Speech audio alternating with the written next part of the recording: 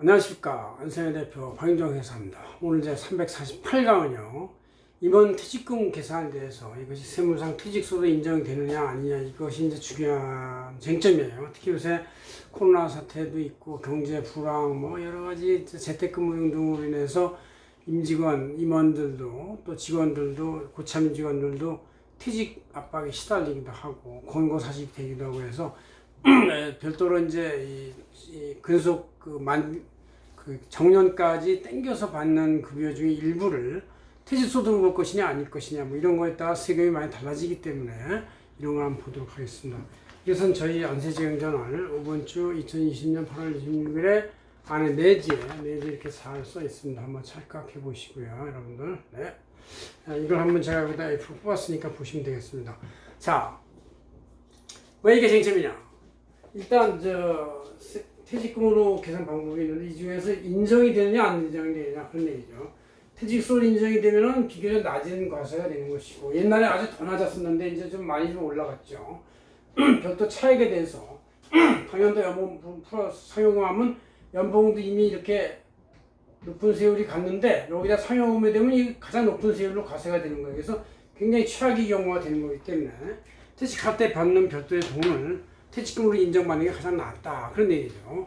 자, 그래서 일반적으로 매년 이제 일반 급여는 매년 근로소 연말정산하고 여기에 퇴직금률과 합산되면 높은 세율이 적용되는 건 지금 말씀드린 대로고, 퇴직급여는 근속기간 누적된 소득으로서 연분 연승분을 제정해가지고 퇴직기간 총 그 근속기간 동안 연으로 나눠서 1년 단위 소득으로 과세 표준을 계산해서 이렇게 나오니까 비교적 낮은 수익이 나오도록 되어 있어요. 퇴직금 실제 그 여러분이 받는 금액의 절대적 느낌에 비해서는 좀 낮은 세금이 나온다 그런 얘기죠.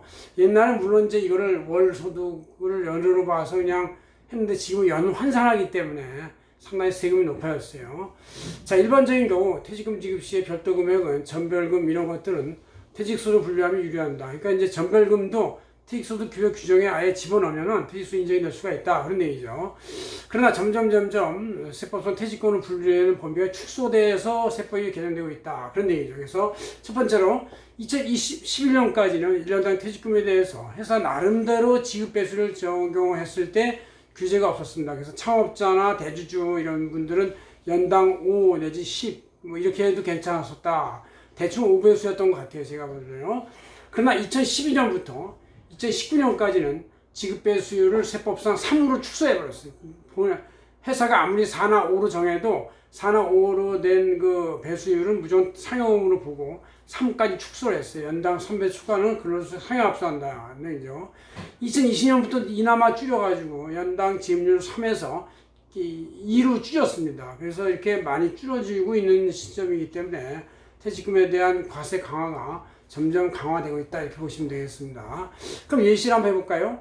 만약 어떤 임원이 1992년부터 2021년까지 만 30년 근무하고 나서 퇴직금 인정받기 위한 금액이 얼마큼인지 한번 계산해 볼 때 먼저 최근 3년간 연봉을 이제 평균을 해서 그거를 계산해 금액을 하고 거기다 이제 지급 근속 연수에 따른 차등률을 적용하는데 차등률이 최근 2년은 2배수, 최근 2년 지나서 8년은 이제 3배수, 또 과거의 20년간은 이제 5배수 이렇게 해가지고 이렇게 쭉 배수가 나옵니다. 그래가지고 이거를 이제 월 평균 급여의 개념으로 10분의 1로 나누는 것이 이제 과표가 되는 것이죠.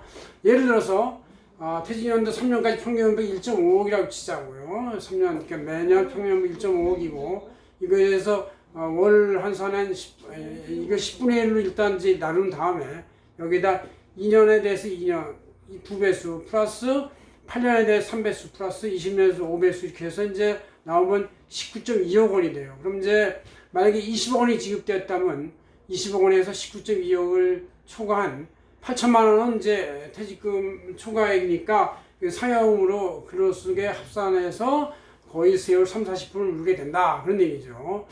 자, 그래서 마지막으로 퇴직소득 계산 방법은 다시 한번 보면 퇴직소득 총액에서 근소연수별 이제 공제금액이 있죠. 이렇게 연수별 공제금액이 얼마 안 되지만 있어요. 그걸 이제 근소연수로 나눠요. 그러면 이제 이것이 한 년도당 퇴직금이 되는데 이거를 이제 여기다 10일을 곱해서 애뉴얼라이즈 즉 연환산된 퇴직금이 얼마냐 이렇게 돼서 10일을 곱했다는 얘기는 과표를 늘려서 세율을 높게 잡기 위한 하나의 그 행위에 그래서 12연한 시켜서 환산급여가 나오면 여기서 환산급여공제를 이제 100 내지 35%를 빼서 과세표준이 나온다 이 얘기죠.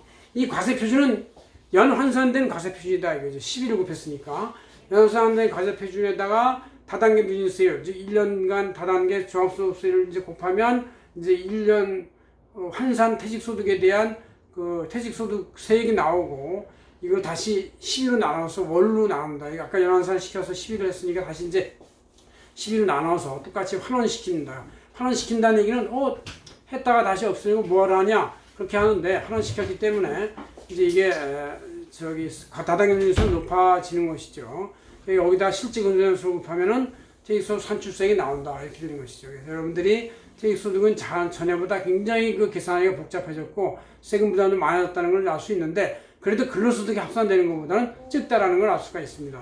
고맙습니다. 안성현 대표 박윤정이었습니다.